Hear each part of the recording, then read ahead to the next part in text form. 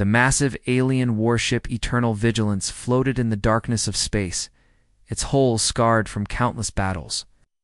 Inside the command center, Admiral Keltha stared at the holographic display showing their galaxy. Red dots marked dead worlds. 47 systems destroyed in just the past month. "Another one gone," whispered Commander Velinara, her crystal-like skin reflecting the dim emergency lights.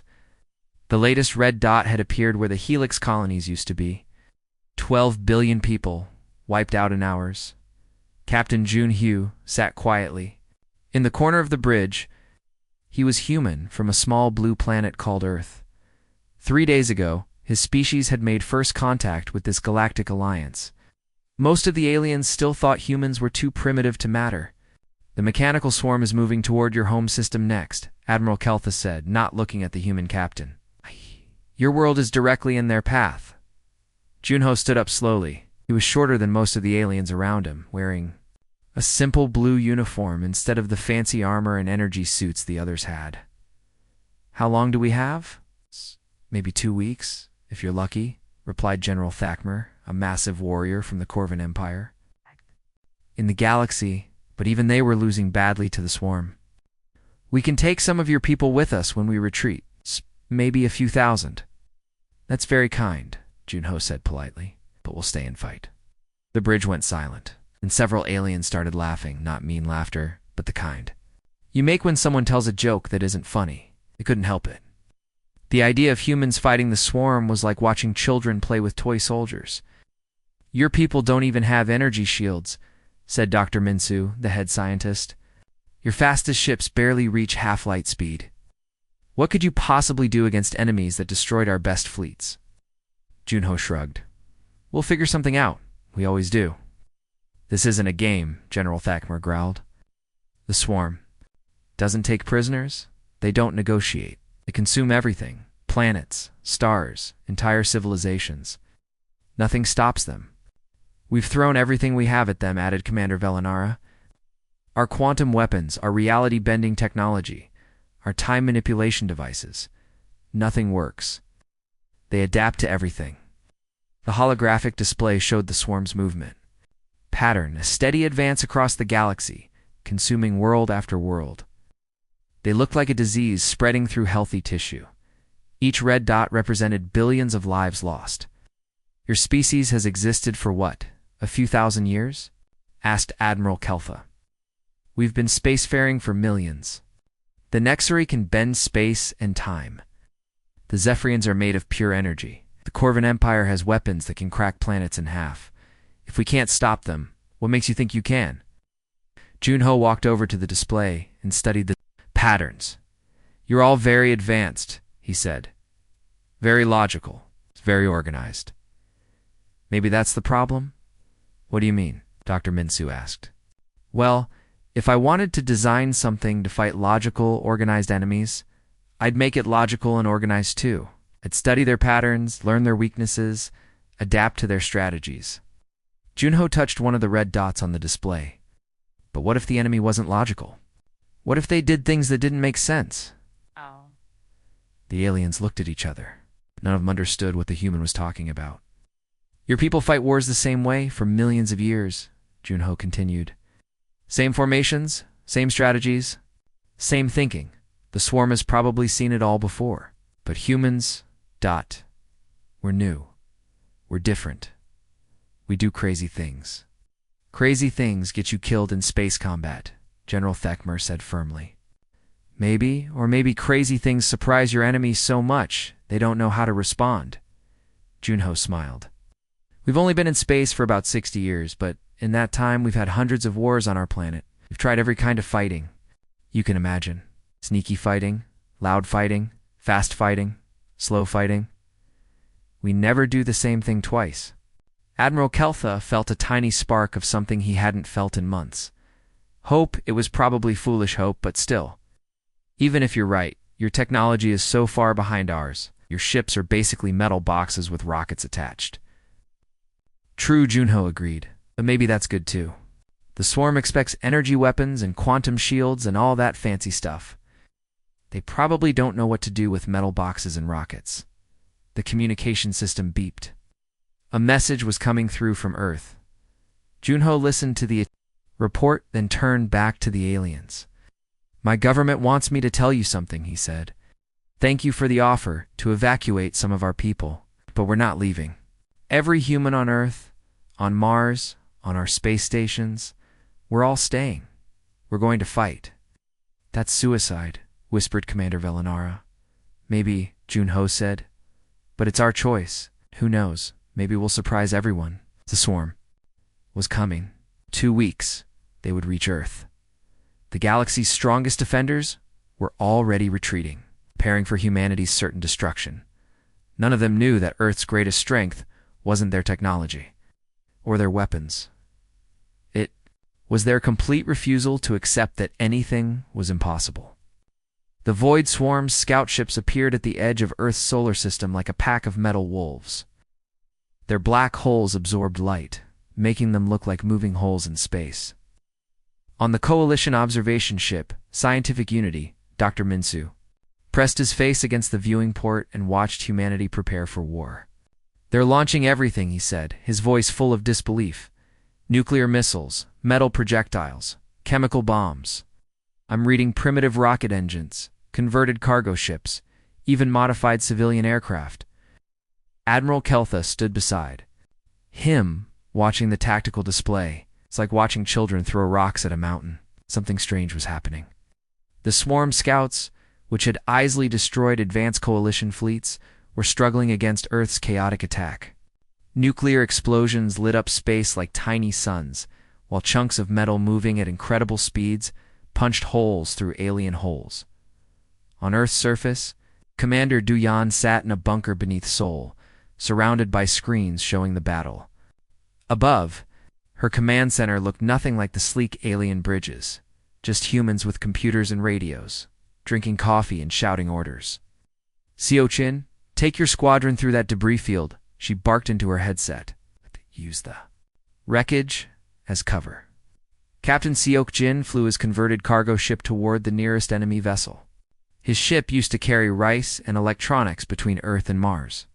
Now it was covered in steel plates and armed with missiles built in a factory that used to make cars. "Copy that, Commander. Going in fast and stupid," the aliens watching from their safe distance couldn't believe what they were seeing. Seogin's ship dove straight through a cloud of spinning metal debris that would have destroyed any sane pilot. He came out the other side, his hull scratched and dented, but still fighting. "Their flying makes no sense," muttered the Corvin. Military observer. There's no formation, no coordination, no strategy. "But it's working," Dr. Minsu pointed out. In her laboratory on Earth, Dr. Yunji worked frantically over pieces of destroyed swarm technology. Her lab looked like a disaster zone, cables everywhere, computers humming, and alien metals scattered across every surface. "I think I understand," she said into her communicator. "The swarm machines learn from each battle. They study how we fight, then develop better ways to fight back. They expect us to be logical." She held up a piece of black metal covered in strange symbols. "Their computers are trying to figure out our pattern, but we don't have a pattern. We just do whatever works." Above Earth, the battle was getting more intense.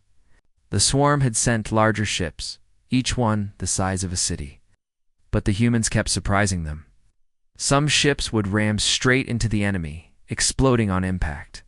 Others would hide behind asteroids and attack from unexpected angles. Young-me, a pilot who used to race ships for entertainment, flew her tiny fighter through the gap between two massive swarm vessels. The space was so narrow that her wings almost touched both hulls. No alien pilot would attempt something so dangerous. "This is insane," she laughed over the radio. "I love it." The Coalition observers watched a group of human ships form a circle around a damaged swarm vessel. Instead of destroying it, they were trying to capture it. "What are they doing?" asked Commander Velinara. "Learning," replied Captain Junho, who had returned to Earth for the battle. "We take apart their technology, figure out how it works, then use it against them." Within hours, human engineers were crawling through the captured alien ship with tools and cameras. They cut open walls, pulled out computers, and studied every piece of technology they could find. "Look at this," said Engineer Taman, holding up a strange device. "I think it's their communication system. Give me a few hours and I can probably make it work with our radios." The speed of human adaptation amazed the aliens. While Coalition scientists needed months to study new technology, humans were modifying and improving it in days. Commander Duyan coordinated the ground defense as swarm fighters broke through the orbital battle.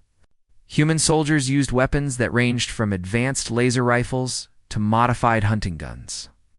Some carried rocket launchers made from spare parts. "They're landing near the old airport," reported Sergeant Jinwoo. "Looks like 20 of their ground."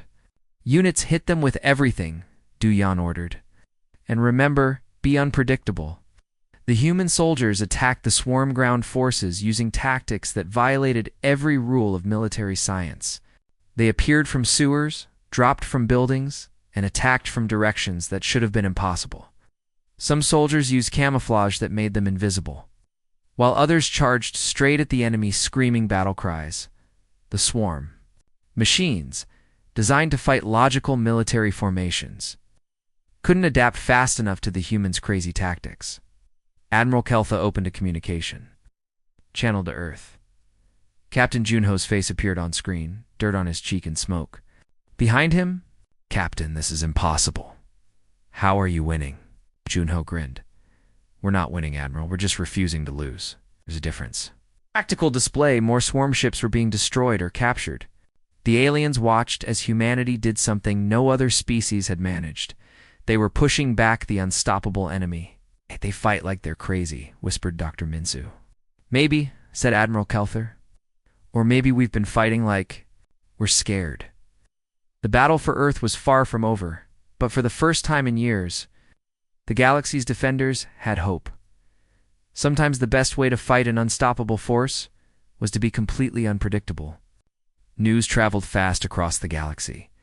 The impossible had happened.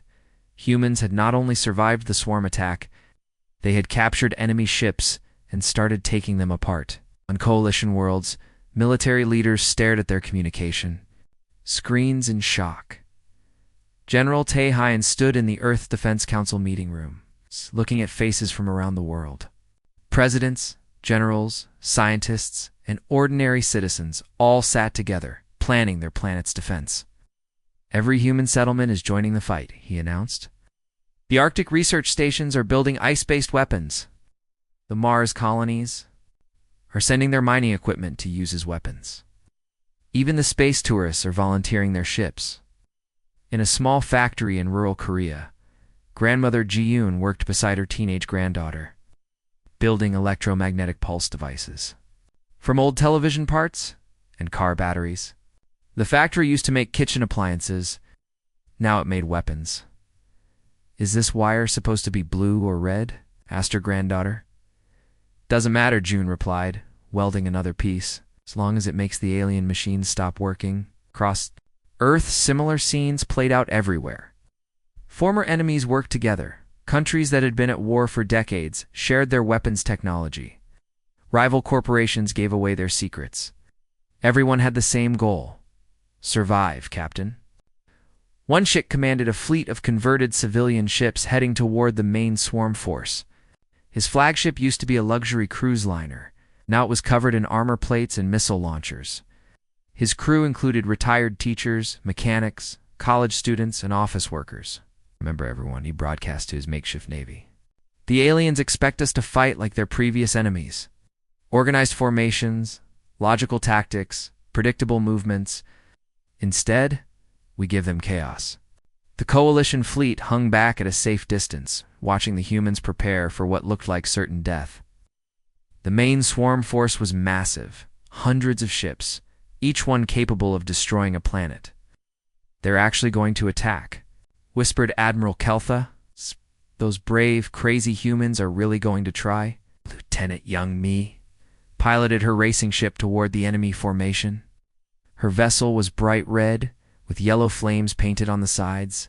She had refused to paint it military colors. "If I'm going to die," she had said, "I want to look good doing it." Her ship screamed past a swarm battleship, firing missiles and then diving into a spinning roll that should have torn her craft apart. The enemy weapons tried to track her movement, but couldn't predict where she would go next. "This is fun," she shouted over the radio. Even as alien laser beams missed her by inches, Dr. Haywan worked from a mobile laboratory ship, studying the swarm's behavior in real time. Her screens showed how the enemy ships moved and reacted to human attacks. "They're learning," she reported to the fleet commanders. "But we're changing our tactics faster than they can adapt. Every time they figure out one of our strategies, we try something completely different." The battle became a deadly dance. Human ships that should have been destroyed kept fighting with jury-rigged repairs. Formations that should have collapsed somehow regrouped in impossible ways. Pilots who should have died pulled off maneuvers that broke the laws of physics. Commander Ginwoo led a boarding party onto a swarm command ship. His team carried weapons that ranged from military assault rifles to modified construction tools. One soldier brought a chainsaw. Another had a welding torch. "Remember," Jinwoo told his team as they cut through the alien hull, "these machines think logically. They expect us to use the best weapon for each job. So let's confuse them." Inside the swarm ship, the boarding party split up and attacked from all directions at once. Some used high-tech laser weapons, while others fought with hammers and crowbars.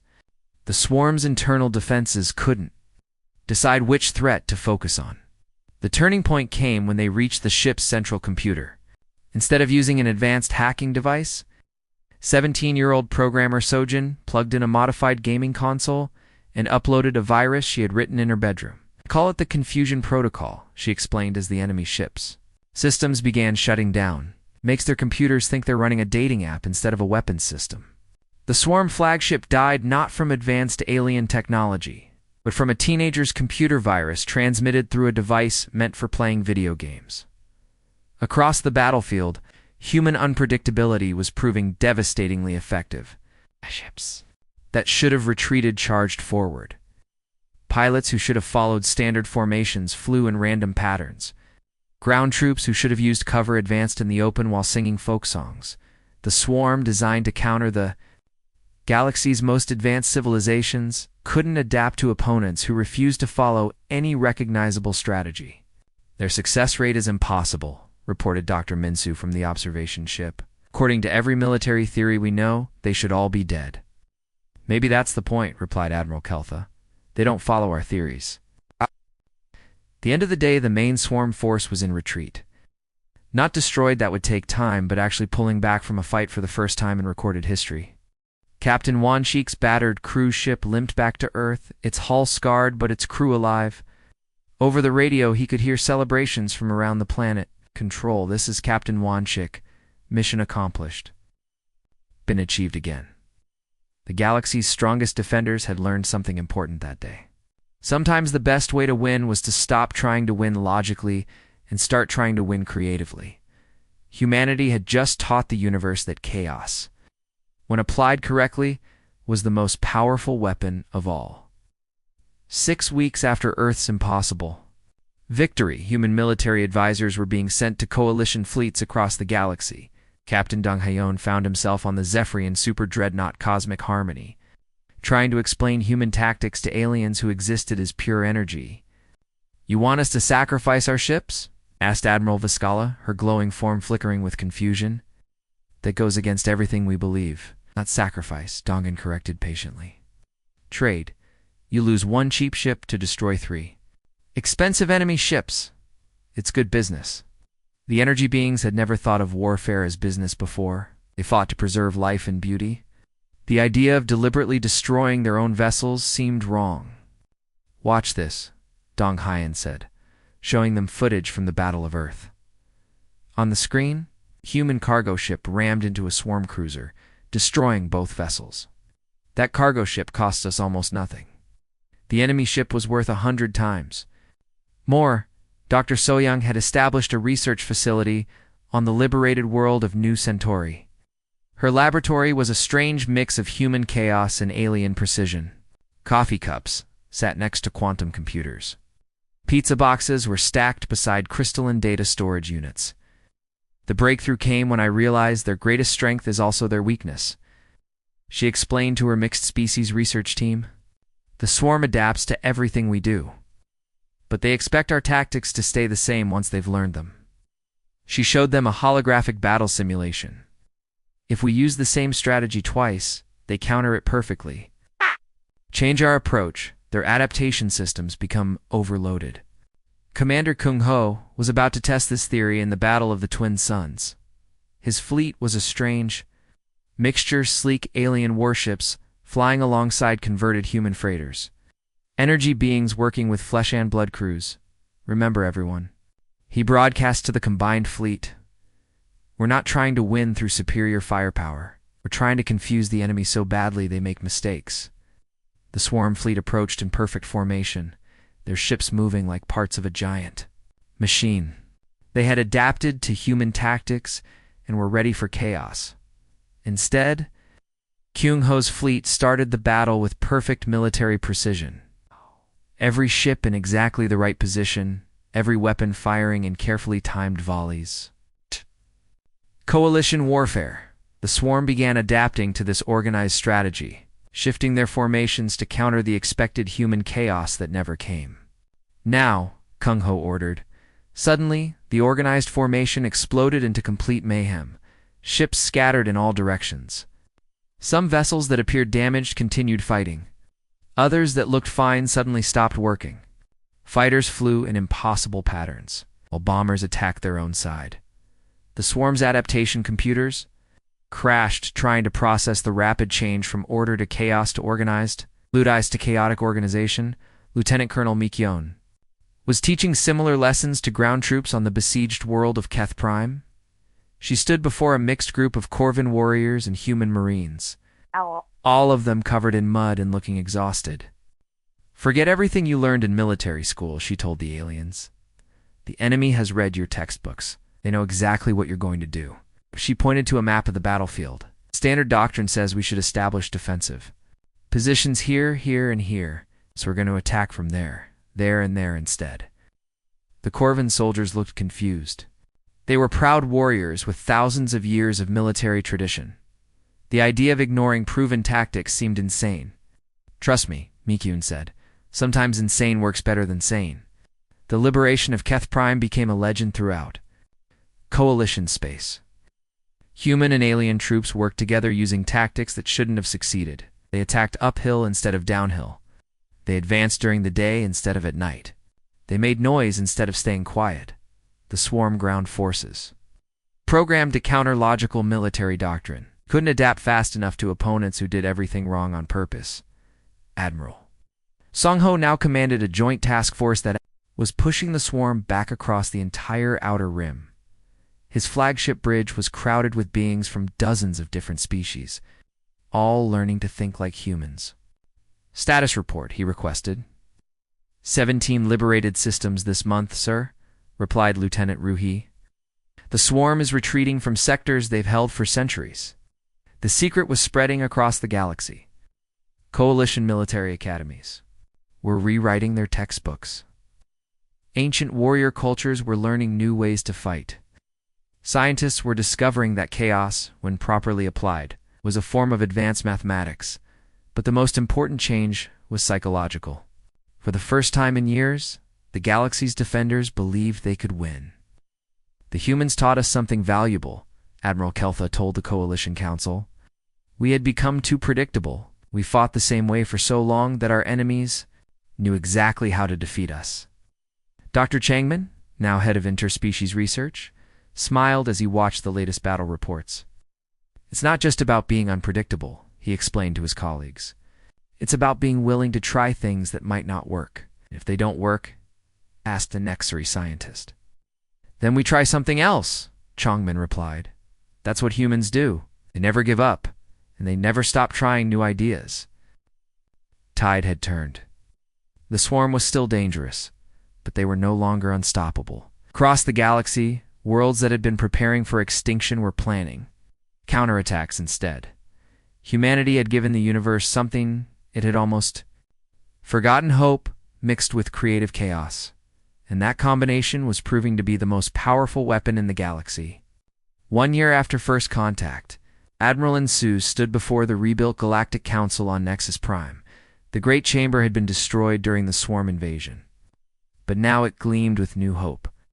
Representatives from hundreds of worlds filled the floating seats, their faces showing something that had been missing for too long: confidence. The Void Swarm has been pushed back to the forbidden sectors, Insu reported to the assembled delegates. For the first time in 50 years, they are retreating instead of advancing. 17 systems have been completely liberated this quarter alone. Murmurs of amazement rippled through the chamber. The crystalline Nexari, beings of living diamond, chimed like bells. The energy-based Zephyrians pulsed with bright colors. Even the stern Corvin warriors allowed themselves small smiles. General Vijin, director of the New Terran Institute for Adaptive Warfare, activated a holographic display showing the galaxy. Green dots now outnumbered red ones for the first time. In decades, we've established 47 training centers across Coalition space, she announced. Our instructors are teaching military forces to incorporate controlled unpredictability into their tactics. Results have been remarkable. On the station's observation deck, Dr. Changman watched alien and human children playing together. A young Zephyrian girl made of pure light was teaching a human boy how to bend energy with his thoughts. In return, he was showing her how to fold paper into the shape of a bird. Amazing, Chungmin said to his colleague, Dr. Sujin. A year ago, most of these species had never even heard of each other. Now their children are learning together. The greatest victory wasn't defeating the swarm, Sujin replied. Watching the children laugh as the paper birds somehow began to glow. It was teaching the galaxy that different doesn't mean wrong. The transformation had been incredible to witness. The rigid Corvin Empire had learned to value creativity from their lowest-ranking soldiers. The logical Nexar had discovered that sometimes the best solution was the one that made no mathematical sense. The energy beings had found that chaos could be beautiful. Captain Hong Suk, now Earth's ambassador to the Coalition, often thought about that first desperate meeting when aliens offered to evacuate a few thousand humans. He stood in his office, looking out at the busy space station, where hundreds of species worked together. Ambassador, his assistant announced, the council is ready for your address. Hong Sik walked to the podium, looking out at faces both familiar and alien. Some had skin like crystal, others were made of flowing energy, and a few were just floating brains in mechanical bodies. But they all looked at him with respect. When we first met, he began, you saw humans as primitive. We had no energy weapons, no quantum shields, no reality-bending technology. You were right. We didn't have any of those things. He paused, letting his words sink in. What we had instead was something your advanced civilizations had forgotten. The willingness to try things that probably wouldn't work. You had become so sophisticated that you only attempted strategies you knew would succeed. But sometimes, the impossible happens when you're willing to try the impossible. On the liberated world of Keth Prime, former enemies now worked side by side. Corvin warriors trained with human marines, learning that screaming while charging the enemy wasn't undisciplined, it was psychological warfare. Nexari scientists collaborated with human engineers, discovering that coffee and pizza were excellent fuel for late-night research sessions. Commander Mi Kyung watched her mixed-species troops practice urban combat. The Zephyrian energy being was learning to coordinate with solid soldiers who couldn't move through walls. A Corvin giant was practicing stealth techniques with a human who was half his size. The key, she told her officers, is not to become more like humans. It's to become more like yourselves, but willing to change when change is needed. The swarm still existed in the dark spaces between galaxies, but they no longer advanced. Their perfect adaptation systems had been broken by opponents too chaotic to predict. They had learned in their mechanical way that some enemies were simply too creative to defeat. In command centers across Coalition space, alien officers had learned to ask themselves a new question before making any tactical decision. What would a human do in this situation? The answer was usually something completely insane. It was also usually effective. Dr. Yunji, now head of Interspecies Technology Exchange, smiled as she watched her latest project. She had successfully combined swarm adaptive technology with human unpredictability algorithms, creating defense systems that could think creatively. The swarm's greatest mistake, she explained to visiting students, was assuming that intelligence always follows logical patterns. They never considered that true intelligence might include the ability to be intelligently stupid when the situation calls for it. Young pilot Young Mi, now a flight instructor, taught mixed-species squadrons how to fly like humans. Her students included beings who could naturally move through dimensions. They were learning that sometimes the best way to dodge enemy fire was to fly in a straight line when the enemy expected you to dodge. Flying isn't about following rules, she told her students as they practiced impossible maneuvers. It's about understanding the rules so well that you know when to break them. The galaxy had learned that its greatest strength wasn't its advanced technology or ancient wisdom. It was its diversity. The fact that thousands of different species could think thousands of different ways. Humanity hadn't conquered the galaxy through superior firepower. They had saved it by teaching everyone that the best strategy for fighting an unstoppable enemy was to become unstoppable in return, not through strength, but through the courage to keep changing, keep adapting, and keep trying new things even when the old ways seemed safer. The galaxy's strongest had been losing because they had forgotten how to grow. Earth had reminded them how to evolve.